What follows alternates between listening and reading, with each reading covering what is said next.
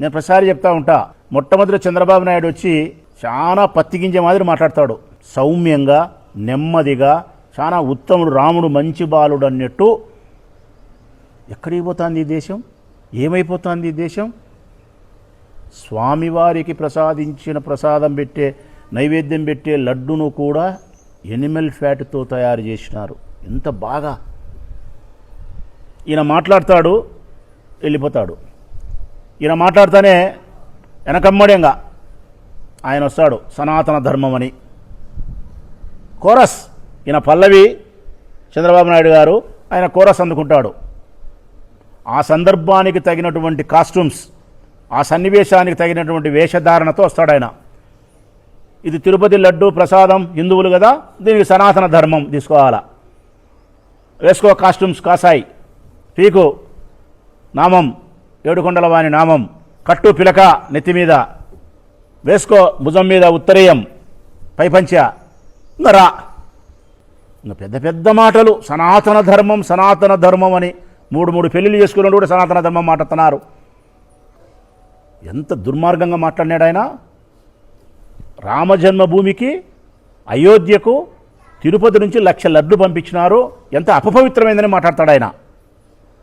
ఈయన చంద్రబాబు నాయుడు మొట్టమొదట ఒక బట్ట కాల్చి మొఖానేస్తాడు, ఒక పల్లవి వాడి వదిలేస్తాడు, ఈయన వచ్చి కోరస్ అందుకుంటాడు. ఈయన పోయి తిరుపతిలో పోయి మీటింగ్ పెట్టా, కనకదుర్గమ్మ గుడి దగ్గర పోయి మెట్లు అడిగా. ఈ నానాకం యాగి చేసిన తర్వాత నెక్స్ట్ వస్తారు అసలైన టోళ్ళు, బుడబుడకలో మాదిరి అసలైన టోళ్ళు. TV5, ABN, మహాన్యూస్, ఈటీవీ, ఈనాడు, ఆంధ్రజ్యోతి పత్రిక, బుడబుడకలలో మాదిరి ఇల్లుగా ఇల్లు వచ్చారు బయటికి. ఇల్లు వచ్చి ఆయన పాడిన పల్లవి, ఈయన పాడిన కోరస్ విషయం రాస్తారు, లైవ్ డిబేట్లు పెడతారు. తిరుపతి లడ్డులో జంతువుల కొవ్వుతో తయారు చేసినారు, జగన్మోహన్ రెడ్డి హిందువే కాదు, జగన్మోహన్ రెడ్డి హిందువులకు అన్యాయం చేసినాడు. 120 కోట్ల మంది హిందువులకు జగన్మోహన్ రెడ్డిని శత్రువుని చేయాలా, శాశ్వతంగా జగన్మోహన్ రెడ్డి రాజకీయ జీవితానికి తెరబడాలా, జీవిత పర్యంతరము చంద్రబాబు నాయుడు ఆయన కొడుకు లోకేష్ బాబే ముఖ్యమంత్రులుగా ఉండాలా. దీనికి 120 కోట్ల మంది హిందువులను దూరం చేయాలా. ఆంధ్రప్రదేశ్ ఒకటే కాదు, వాళ్ళు ఇష్టం వచ్చినట్టు రాసినారు వార్తలు.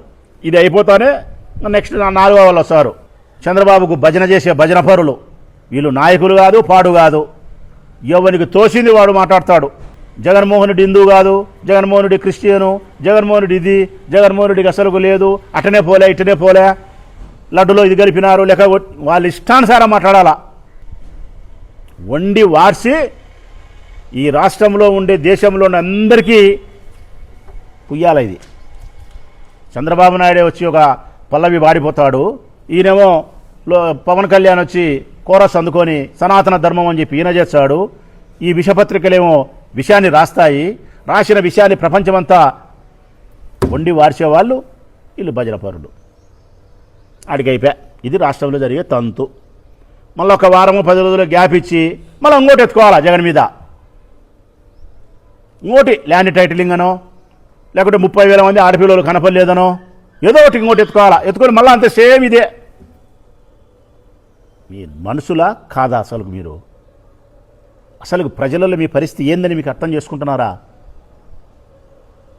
ఇంత అపవిత్రమైన మాటలు మీరు మాట్లాడినారే, స్వామివారికి సంబంధించి ఇంత అన్యాయంగా మీరు మాట్లాడినారే, ఒక్క వ్యక్తిని టార్గెట్ చేసి, కేవలం జగన్మోహన్ రెడ్డి అనే ఒకే వ్యక్తిని టార్గెట్ చేసి రాజకీయంగా లబ్ధి పొందడం కోసం అత్యంత పవిత్రమైనటువంటి ఏడుకొండల వానికి సంబంధించినటువంటి లడ్డూ ప్రసాదానికి సంబంధించి అపచారానికి, అపవిత్రకు సంబంధించిన మాటలు మీరు మాట్లాడి భక్తుల యొక్క మనోభావాలను పూర్తిగా మీరు దెబ్బతీసే విధంగా ప్రవర్తించినారే. సుప్రీంకోర్టు జోక్యం చేసుకుంది. ప్రజలారా, ఒక నివేదిక లేదు, ఒక విచారణ జరగలేదు, ఏ ఆధారం లేకుండా, ఏ విచారణ లేకుండా, ఏ నివేదిక లేకుండా ఇట్లా మాట్లాడడం సరైన పద్ధతి కాదు. మీరందరూ దీని మీద మాట్లాడకుండా నిశ్శబ్దంగా ఉండండి. సిబిఐ చేత మేము విచారణ చేపిస్తామని చెప్పి సుప్రీంకోర్టు సిబిఐ చేత విచారణ చేయించింది. 2004లో ప్రారంభమైనటువంటి సుప్రీంకోర్టు ఆదేశాల మేరకు సిబిఐ విచారణ నిన్నటి దినం సిబిఐ విచారణ పూర్తి అయిపోయి వాళ్ళు ఛార్జ్షీట్ కోర్టులో ఫైల్ చేసినారు. నెల్లూరు కోర్టులో. ఏం చేసినారా ఛార్జ్షీట్లో వాళ్ళు పొందుపరిచిన అంశం అంటే ప్రజలారా? చంద్రబాబు నాయుడు చెప్పినట్టు, పవన్ కళ్యాణ్ చెప్పినట్టు, విషపత్రికలు విషాన్ని చిమ్మినట్టు, ఈ భజన పరులు వండి వార్చినట్టు ఎక్కడా ఏమీ లేదు. జంతువుల యొక్క కొవ్వుతో తిరుపతి లడ్డూ ప్రసాదము చెయ్యలేదు. ఇందులో జగన్మోహన్ రెడ్డికి, వైవి సుబ్బారెడ్డి గారికి, భూమా కరుణాకర్ రెడ్డి గారికి, ఈవో ధర్మారెడ్డి గారికి ఎవరికి సంబంధం లేదు. వాళ్ళ ప్రస్తావన కూడా ఛార్జ్షీట్లో లేదు. ఒక్కసారి కూడా ఒక పేరులో వాళ్ళ అక్షరం కూడా ప్రస్తావించలే. పామాయిల్తో అంటే నెయ్యితో చేయాల్సిన లడ్డును నెయ్యి యొక్క నాణ్యత తగ్గి చేసినారని చెప్పి ఇచ్చినారు. జంతువుల కొవ్వు లేదని ఇచ్చినారు. మరి ఈరోజు సిబిఐ విచారణ చేసి జంతువుల యొక్క కొవ్వుతో లడ్డూ ప్రసాదం చెయ్యలేదు, ఆ లడ్డు అపవిత్రం కాలేదు అని చెప్పి సిబిఐ ఛార్జ్షీట్లో కోర్టుకి ఇచ్చిన తర్వాత మీరు తలదీసి మొలలో పెట్టుకుంటారా అని అడుగుతున్న ముఖ్యమంత్రి గారిని, పవన్ కళ్యాణ్ను, ఈ విషపత్రికలను. నేను ఒక పొలిటికల్ పార్టీకి సంబంధించిన వ్యక్తిగా కాకుండా భగవంతుని పట్ల భక్తి కలిగినటువంటి ఒక భక్తునిగా చెప్తా ఉన్నా. నేను శివపార్వతుల పట్ల అచంచలమైన భక్తిభావాన్ని కలిగిన వాడిని, దేవుని పట్ల ఆరాధన కలిగిన వాడిని చెప్తా ఉన్నా. నేను ఇంత మనోభిప్రాయాలను దెబ్బతీసే విధంగా చంద్రబాబు నాయుడు రాజకీయ లబ్ధి కోసం మాట్లాడినాడే, పవన్ కళ్యాణ్ ఇట్లే మాట్లాడినాడే, విషపత్రికలు ఇట్లే విషయాన్ని చిమ్మినాయే, వీరికి శిక్ష లేదా? సుప్రీంకోర్టు, గౌరవ సుప్రీంకోర్టు వారుగా స్పందించాల్సినటువంటి బాధ్యత ఉందని చెప్పి నా విజ్ఞప్తి. వీరి మీద కేసులు నమోదు చేయాలా. ఒక్కరు కాదు కంప్లైంట్ ఇస్తానే దిబుద్దు వీళ్ళ మీద. ఒక నేరం జరిగితే దాని బాధితుడు ఒకడే ఇస్తాడు. ఇక్కడ 120 కోట్ల మంది హిందువులు కంప్లైంట్ చేస్తున్నారు వాళ్ళ మీద శిక్షించమని. సోషల్ మీడియాలో వాగిపోతుంది. నేను అభ్యర్థిస్తానా ఈ రాష్ట్ర హైకోర్టును కానీ, సుప్రీంకోర్టు వారి గారిని, గౌరవ సుప్రీంకోర్టు వారిని సిబిఐ చేత విచారణ చేయించి మా మనోభిప్రాయాన్ని బ్రతికించినందుకు, భగవంతుని పట్ల మా విశ్వాసాన్ని కాపాడినందుకు ధన్యవాదాలు. అదేవిధంగా ఇంత అపవిత్రమైన మాటలు మాట్లాడి అపచారానికి ఒడిగట్టినటువంటి ఈ ప్రబుద్ధులను శిక్షించడానికి కేసు నమోదు చేయండి. యావత్ భారతీయులందరికీ వీళ్ళకి క్షమాపణ చెప్పాలా, కోర్టు ద్వారా వీళ్ళకు శిక్ష పడాలా. అప్పుడే ఇంకొక విధవ ఇట్లాంటి మాటలు మాట్లాడకుండా ఉంటాడు. ఎన్ని మాట్లాడినారు అసలుకు? ఆర్పి అనేవాడైతే మాట్లాడినాడు, జబర్దస్త్ వాడు కమిడియన్. రోజమ్మని ఎంత నీచగా మాట్లాడినాడు.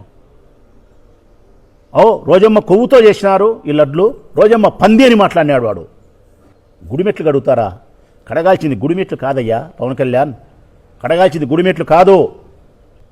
చంద్రబాబు నాయుడు యొక్క నోటిని, నీ నోటిని ఫెనాయిల్ వేసి కడగాల. ఫెనాయిల్ బాత్రూములు కడుగుతారు, మీ నోటిని కడగాల ఫెనాయిల్తో. అపవిత్రమైన మాటలు స్వామివారికి సంబంధించి మీరు మాట్లాడిన మాటలకు మీ నోర్లు కడగాల. సంప్రోక్ష చేస్తారా మీరు? దేనికి సంప్రోక్ష? సంప్రోక్ష చేయాల్సింది గుడిమెట్లను, గుళ్ళను కాదు. అపవిత్రమైనటువంటి మీ మెదడును సంప్రోక్ష చేయాలా, మీ ఆలోచనలను సంప్రోక్ష చేయాలా. ముందు మీరు మారండి. ఎంతటికి తెగిచ్చినారంటే మీరు అసలుకు కేవలం రాజకీయములో అధికారం కోసం ఏ గడ్డి కరిసేదానికైనా, ఏ సంఖ నాకేదానికైనా మీరు సంసిద్ధంగా ఉన్నారు. మీ టార్గెట్ ఒకటే, జగన్మోహన్ రెడ్డిని హిందువులకు దూరం చేయాలా. మీ టార్గెట్ ఒకటే, జీవిత పర్యంతరం నువ్వు నీ కొడుకు ముఖ్యమంత్రిగా పెత్తనం ఎలగబెట్టాలా. దీనికోసం ఏమైనా మాట్లాడతాం, ఏమైనా చేస్తాం. ప్రజలందరికీ విజ్ఞప్తి చేస్తూ ఉన్నాం, తిరుపతి లడ్డులో జంతువుల కొవ్వుతో లడ్డూ ప్రసాదం తయారు కాలేదని సిబిఐ వారు ఇచ్చిన రిపోర్టు ద్వారా మన మనసులన్నీ ప్రశాంతమైనాయి. మనందరం సంతోషపడతా ఉన్నాం. దేవదేవుడైన ఆ ఏడుకొండల వానికి ఏదైతే నైవేద్యంగా సమర్పిస్తారో తిరుపతి లడ్డును, దాన్ని మహాప్రసాదంగా భావించి కళ్ళకు అద్దుకొని చెప్పులు విడిసి పవిత్రమైనటువంటి హృదయంతో, భావంతో మనం ఆరగిస్తాం. అది భోజనం కాదు, మహాప్రసాదం దేవదేవుంది. ఈరోజు ఆ బాధ మనకు పోయింది. జంతువుల కొవ్వుతో తయారు చేయలేదు, పవిత్రంగానే తయారైంది. వీళ్ళే అపపవిత్రులు. నారా చంద్రబాబు నాయుడు, పవన్ కళ్యాణ్ ఈ ముడ్డి దురుచుకొని కూడా తరగా ఉన్నాయి కదా పత్రికలు, పిల్లల ముడ్డి దురచడానికి కూడా తరంగావు ఈ పత్రికలు. వీళ్ళు రాసిన విష ప్రచారమే బాగలేదు. ప్రజలారా, ప్రజలు స్పందించాల్సినటువంటి అవసరము. స్పందించి ఇంకొకసారి ఇటువంటి పనులు చేయకుండా, హిందూ ధర్మానికి భంగం కలిగించకుండా నాయకులు ఒళ్ళు దగ్గర పెట్టుకొని జాగ్రత్తగా నోరు ఉండాల్సిన పరిస్థితి ఉండేలాగా ప్రజలు ముందుకొచ్చి ప్రశ్నించాల్సిన బాధ్యత ఉందని విజ్ఞప్తి చేస్తూ సెలవు.